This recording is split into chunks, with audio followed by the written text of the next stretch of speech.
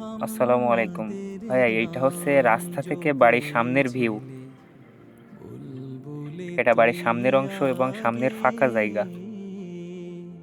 তাই কি রে তোর কণ্ঠে এটা হচ্ছে বাড়ির পিছনের অংশ। গান, তাই কি রে তোর জানলার সব কণ্ঠে কাঠ, জানলার রড কিছুই নাই, গান, সব চুরি করে নিয়ে গেছে। এমন মধুর গাছপালাও লাগে জন্মে গেছে ওরে, বাড়ির ভিতরে, মানে এমন বিল্ডিং এর ভিতরে। মধুর লাগে।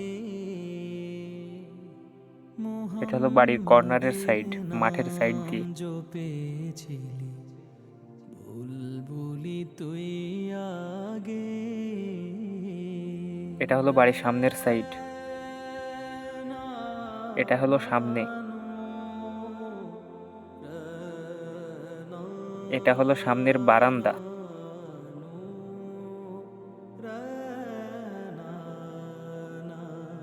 এটা হলো একটা রুম। রুমের ওই যে ছাদের নষ্ট হয়ে গেছে, কাঠ নষ্ট হয়ে গেছে। এই যে এটা হলো ছাদের চিলেকোঠা, সব ফেটে যাচ্ছে, নষ্ট হয়ে গেছে। বৃষ্টির পানিতে আরো সমস্যা হয়ে যাচ্ছে। এটা হলো উপরের বারান্দা। এটা হলো রুম। রুমের অবস্থা খুব খারাপ, জানলা দরজায় কোনো কিছু নাই, ছাদের কাঠ নষ্ট হয়ে গেছে, ওই যে ফেটে গেছে। সব আস্তে আস্তে লোকজন এক একটা করে নিয়ে যাচ্ছে। ওই দেখেন, কোড়ে বর্গা সব নষ্ট হয়ে গেছে।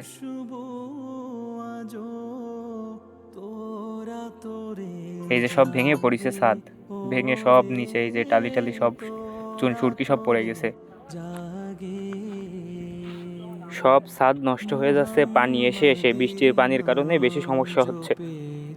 ছাদের ভিতরে বৃষ্টির পানি জমে যায়, পানি জমে সব ছাদ ভেঙে পড়তেছে। এই দেখেন, একদম ভেঙে সব চুরমার হয়ে গেছে, সব নষ্ট হয়ে যাচ্ছে, লবণ ধরতেছে। আমাদের তো এই যে ছাদ, এটা মোটে পুরো ভেঙেই গেছে।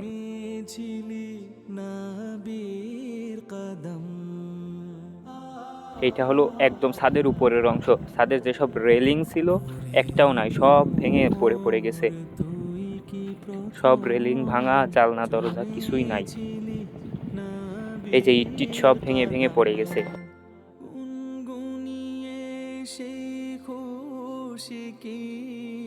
এটা হলো ছাদের রেলিং ভাঙা, ভেঙে গেছে, সব ভেঙে গেছে রেলিং। এটা হলো বাড়ির পিছনের অংশ, পিছনের জমি আর কি। আর এটা হলো বাড়ির সামনের মাঠ, ফাঁকা জায়গা।